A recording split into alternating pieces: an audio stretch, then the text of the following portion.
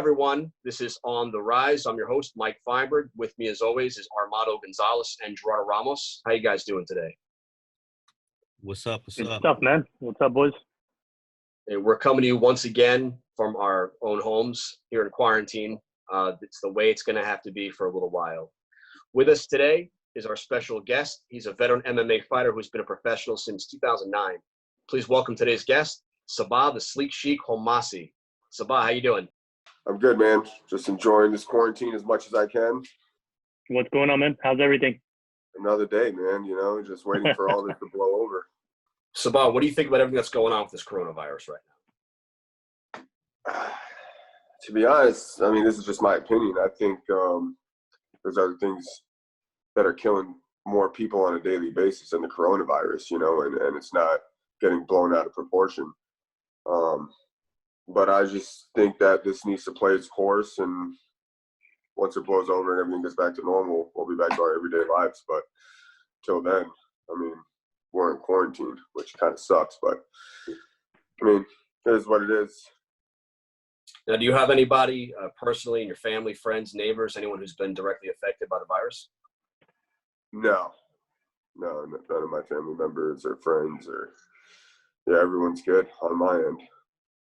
That's good. That's what we want to hear. That's pretty much the consensus so far. We've only run into one person who's had a direct connection to it. So we know it's out there, but it doesn't seem like it's as close as everyone's making it out to be in the news. So it's a good thing.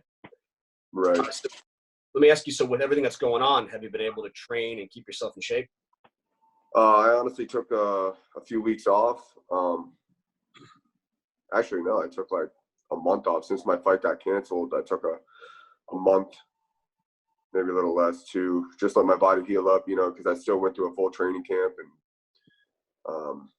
so I just took some time to myself, let my body heal up. And yesterday was my first day back in training. I'm doing things at home, doing as much as I can. And that's pretty much it, man. So until everything opens back up, and I'll be doing what I got to do. So when you're able to do everything and you're unlimited to what you can do, what is your normal workout routine? Every day, man. Sunday's normally my day off, and it ends up not being a day off because I have a hard time sitting still. So I'll always end up doing something on Sunday, which is supposed to be my day off. I'll either run or jump some rope, hit a bag. I'll do something. Okay. So, Sabah, you were scheduled to face Paul Daly at Bellator 232, back in October, but you suffered an injury in training camp. Could you explain to us a little bit about that injury? Yeah, it wasn't really an injury. It was just everything. My immune system was very low. I caught a staph infection. I had a staph infection in my knee, and then I ended up getting sick. But those symptoms for me getting sick wasn't the flu like I thought it was. I thought it was just, getting the flu or something. And then literally like a week after, I had a lot of abdominal pain. I had a lot of swelling there. And, I didn't know what it was. I thought it was just a stomach ache, when it first started. So nighttime came after training. I took an ice bath and I ate dinner and then went to bed. I couldn't sleep from all the pain, and it stayed like that for like 3-4 days. By the fourth day, I couldn't take the pain anymore. I felt like I was getting repeatedly stabbed. And so I called my doctor. I went over to ATT, and they called Dr. Gelb, and he told me to go in to get a CT scan with contrast. And he put a stat on it. He waited for the report to come back, and then he calls me at 4:35 p.m. He says, go straight to the ER by my office. He's like, there's a specialist there waiting to see you. And I tell him, I was like, you can't just tell me that. What's going on? Right. He's like, you have a colon infection. He's like, you might need surgery, you might not. He's like, go in there so they could, tell you what's up. So I'm like, shit. So I went in there, and luckily I didn't need surgery. I just needed to take some antibiotics, and, a week of antibiotics or 10 days, whatever it was, I was feeling a million times better. But I still had to give some time to let my body heal up. So that's what made me pull out of that last fight. It was literally a week before the fight. I was leaving in 2 days, and I was hospitalized. Yeah. Well, very understandable. How you feeling now? Fantastic. Feel great. I was so pissed off when the fight got canceled on fight day. Oh man, Right. I Yeah. know, man. That must have been like shit, man. Weigh-ins and everything done, Everything and was perfect. So just for everyone who's watching, so you were then slated to meet Daly again at Bellator 241 just a few weeks ago, but unfortunately COVID-19 got in the way of that one literally at the last possible minute when you guys were ready to go. Now, have you been advised at all when and if that's even going to happen? I have no clue, man. I know as much as you do. Okay. Well, so it looks like by the time you get back in the cage, it most likely have been more than a year since your last fight. How do you feel that'll affect you? It doesn't affect me at all. It's just another day for me, man. You know, this is what I do at the end of the day. This is my job. So a fight's a fight. It doesn't matter if it's a year or 2 years, you know, I'm going to go in there and I'm still going to execute, you know, so I'm going to do what I'm trained to do. So it doesn't matter how much time I have off in between fights. It's not going to, you know, not going to make a difference in the outcome. Good. Obviously, you're training at ATT, so you've got some great sparring partners out there with you to grapple with. I have great coaches, great sparring partners, teammates. You know, I'm just never questioning myself going into the cage. Good. All right. So, you know, we want the fans to get to know a little bit more about you. So if you can tell us a little bit about, you know, your upbringing, just where you're from, how you got into fighting to begin with, when you turned to pro MMA and how it all began.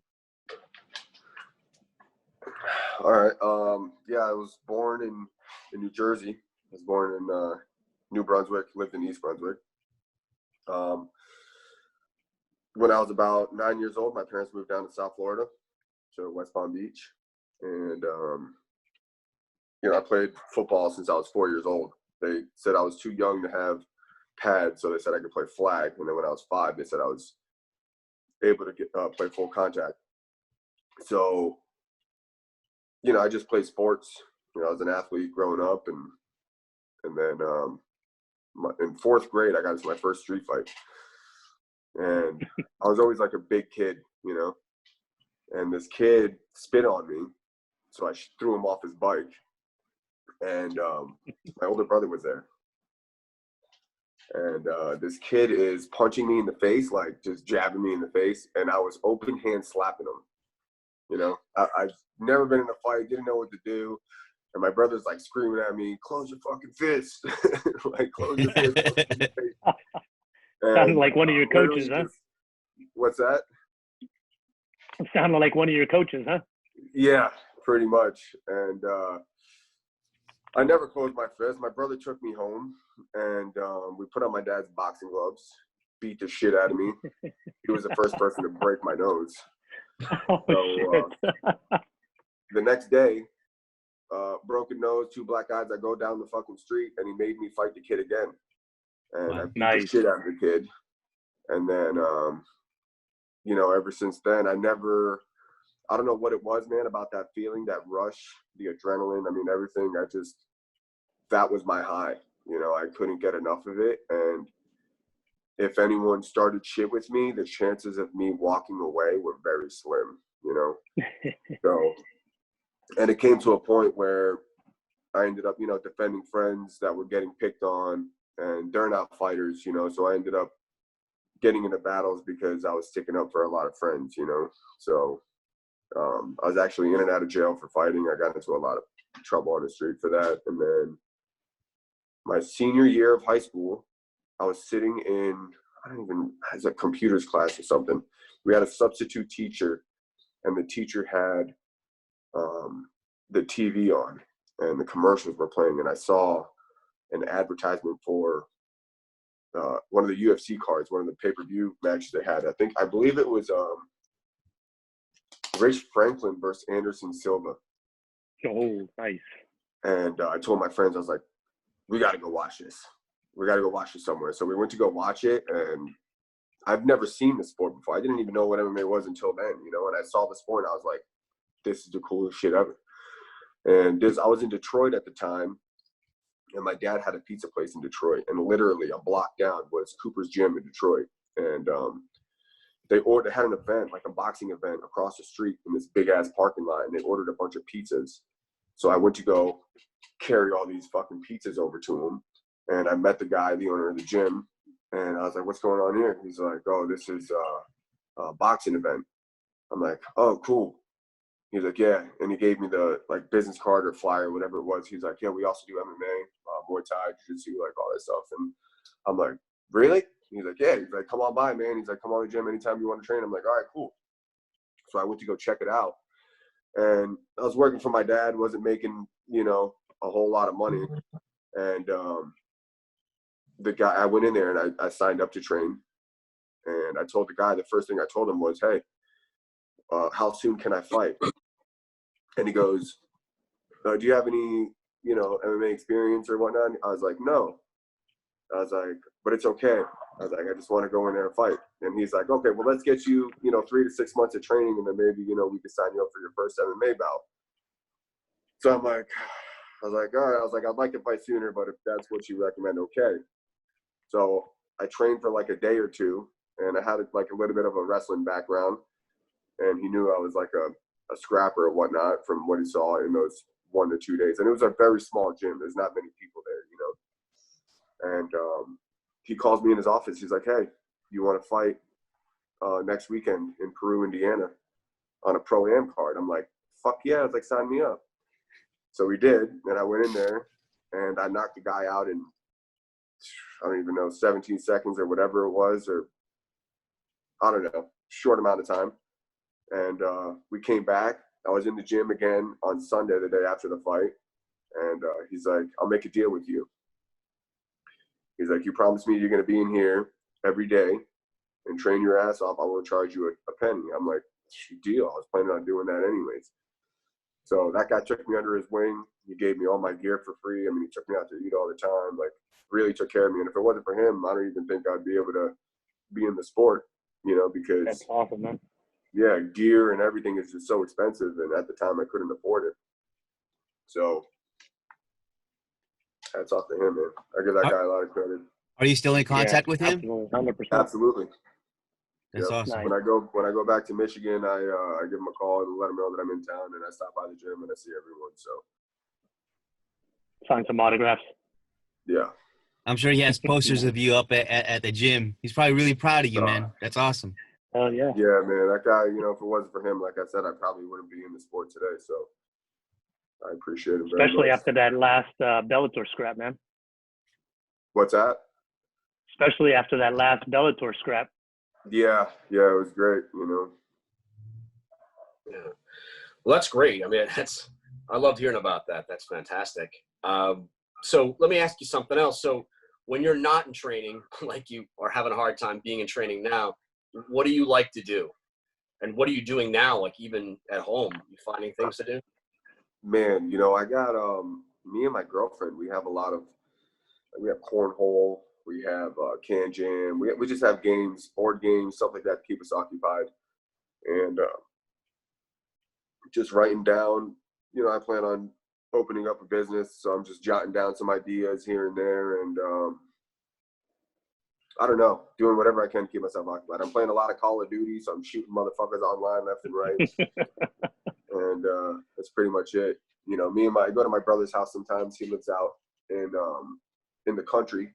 The city's called Loxahatchee, so we'll go out and fuck around on his like side by side. We'll go into the woods. Like we took it out a couple of days ago or last week, I believe, and we got lost in the woods. Like couldn't even tell you how many times, but we ended up finding our way out. So that was good. Nice. Yeah.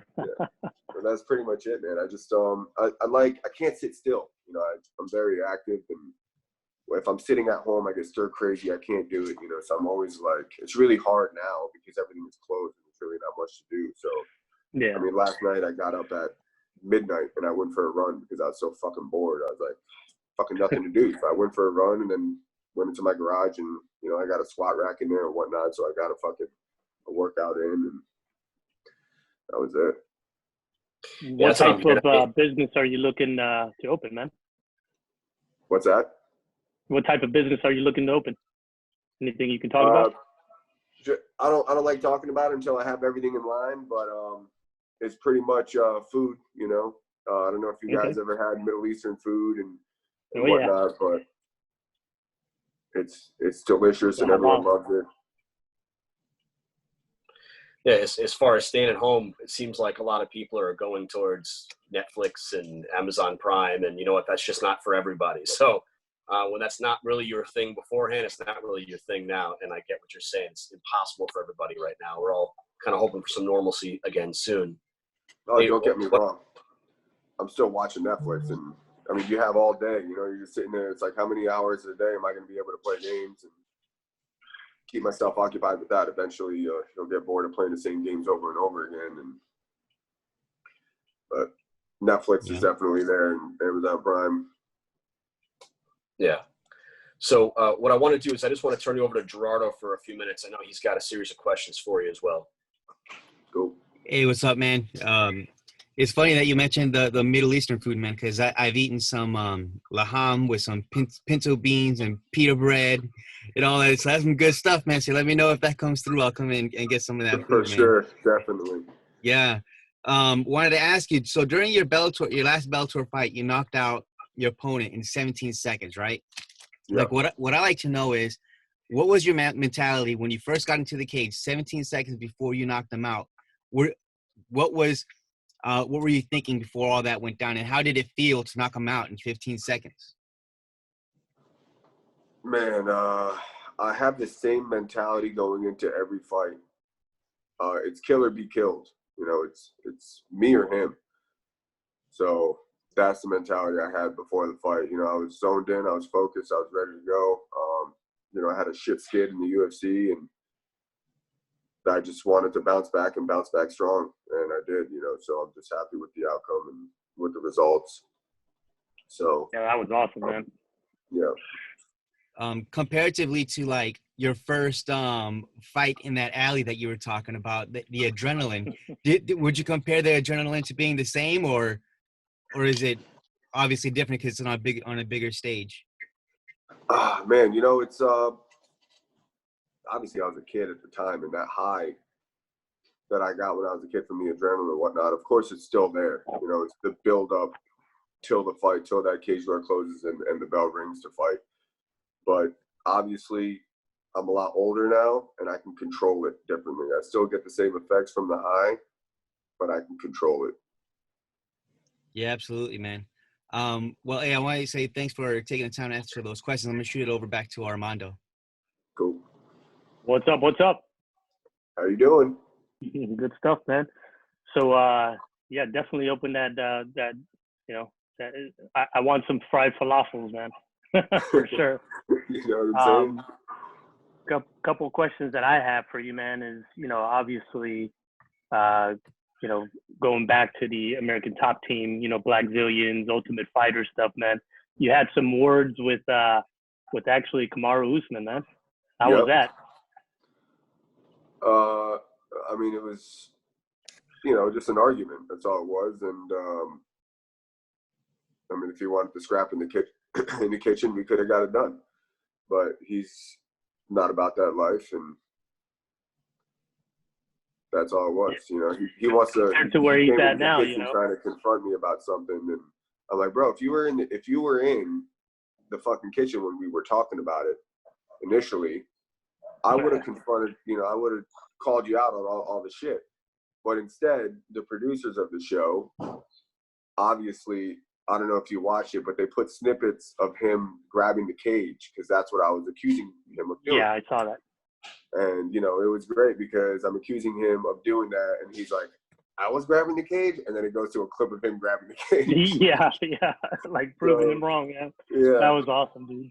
Yeah, and I love watching that. You know, how was that experience, man? You know, just being there with a bunch of guys, animosity. I mean, your opponents are right there, right next to you. You guys are cooking breakfast, eating shit in the same place. I mean, how was that experience, man? It was a great experience, man. I'm not gonna lie. It's you gotta definitely be mentally strong to be in that type of environment. You know, I mean, it's a hostile environment. You know, you're in there with your competition, and there's a lot of fucking testosterone in the place, and you know, it's it. You know, 6 weeks, you're locked in a house for 6 weeks, and you have no connection to the outside world. But this was a little different than, you know, all the other Ultimate Fighters. we were in a house, and then we shuttled over to the gym, and we saw, we were with our team and our coaches. So it wasn't like when you go to Vegas and you're locked in their house over there. Right. So it wasn't like that with like a bunch of random people. Like we were actually with our teammates, with our coaches. So it really wasn't that bad. Right. So the filming was done in the house. When you guys went to the gym and all that, it was kind of like time off. Right. So how does it feel, man? Like going into fight week, man. What does that expression fight week mean for you, man? Like what kind of mental, preparation that you go through, fight week? I know it's pretty much intense for a lot of people, but explain to us what fight week means to you.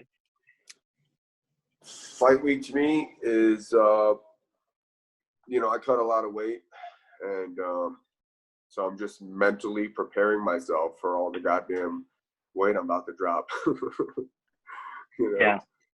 So I'm just getting ready to shed the weight, and I'm staying focused on what I have to do. Just execute. What's your diet consist of? My diet? Yeah, fight week. Well, it's not just fight week. It's weeks prior to that. I'm just eating. I pretty much cancel out carbs depending on where my weight is. So in the morning I'll have some berries, a little bit of yogurt. Sometimes I'll throw in some granola. Depends on what I'm doing that morning for training. And then lunch and dinner is just steamed veggies and a piece of protein. Or I'll have a salad and a piece of protein. So it's nothing. A lot of people have a hard time dealing with diets and whatnot, but it's not rocket science. It's just, if you're looking to lose weight, your input has to be less. Your input has to be less than your output. Right. Well, going into that, those last 2 days, I mean, if you're, trying to cut a couple pounds, that's pretty stressful going into, the 2 days into a fight, and you're having to cut those couple pounds. I mean, a lot of people hear of cutting weight and all that, but they don't really know the extreme that you guys go through to cut those few pounds. I mean, some people see you guys like in the ice and, in the shower, wrapped up in the towels and all that. Explain that to us, man. So, yeah, cutting weight, that's the hardest part, So once I make weight, to me, the hard part's over, Right. And then the fun begins. The fun part is next, So I know once I step on the scale and I made weight, there's a whole lot of weight off my shoulders with that. That's the most stressful part, is knowing that, hey, am I going to step on the scale and make weight? And if I slip up in my diet, or if I'm not on top of, what I'm putting into my body, I'm not going to make weight, So I need to really just crack down on it and just sacrifice, for 6 to 8 weeks and diet hard and train hard. And once I step on the scale, then all that weight gets lifted off my shoulders, and then the fun part begins. Right. It's a crazy difference if you see me before weigh-ins and after weigh-ins. Oh, yeah. My spirits are super high. I'm in a great mood. I'm just ready to get the ball rolling. Yeah. Yeah, we see that a lot when guys are trying to cut weight. The day of the weigh-ins, man, these guys are just like, they're this skinny, and they're like, freak, get me on that scale as quickly as possible, man. Yeah. As far as like going, let's say you do make weight, how do you rehydrate? What's your process of rehydration? My process of rehydration? What do you want me to? I mean, it's not really a secret or anything, but fluids, food. Yeah. Fluids and good food. I mean, you don't go in and eat a piece of pizza, right? No. I eat slowly got to go. I don't go in and eat shit food. Nothing fried. I eat good carbohydrates. And protein. As far as your training at Top Team, man, what's your experience over there, man? Like training with these high-profile guys, Dustin Poirier, all the guys that you guys had over there that, Masvidal. How is that? You know. It's great. That's why I'm here. I've been with American Top Team since 2008, and not going anywhere. You know, I got the best coaches. I got best teammates. I mean, iron sharpens iron. You know, so why would I go anywhere else? I got so many high-level guys that I could train with. Yeah. Pointless for me to go anywhere else. Yeah, you got countless high-level guys over there, man. That's what you keep the tools sharpened over there with those guys. Of course. Now, going back into, I was going to ask you about, you know, you're getting back in. Are they going to match? I mean, are they going to make that Paul Daly matchup again, or is that pretty much out the door? No, absolutely. They're going to rebook that. Yeah. Yeah, I can't wait for them to rebook it, man. Awesome, man. Well, that's pretty much all I had. You know, I had a couple questions with that. I think Mike has a couple more questions left. I'm not sure, but thanks, man. I appreciate your time. Of course. Thank you. Yeah, thanks a lot. You know, we definitely learned some things from you today. I really appreciate your time. How can your friends and your fans follow you? They can follow me on I mainly use Instagram. My Instagram's tied to my Facebook, but and my Twitter. I should probably start using my Twitter more often, but Instagram's probably the best bet. And it is, my handle is Sabah _the Chic. Okay, perfect. That's how you give me a follow. You got to jump on that TikTok now. Yeah, you know, I have to. My manager's been like sending me a bunch of videos every day, like from TikTok, and I'm like, God damn it, I just need to create an account.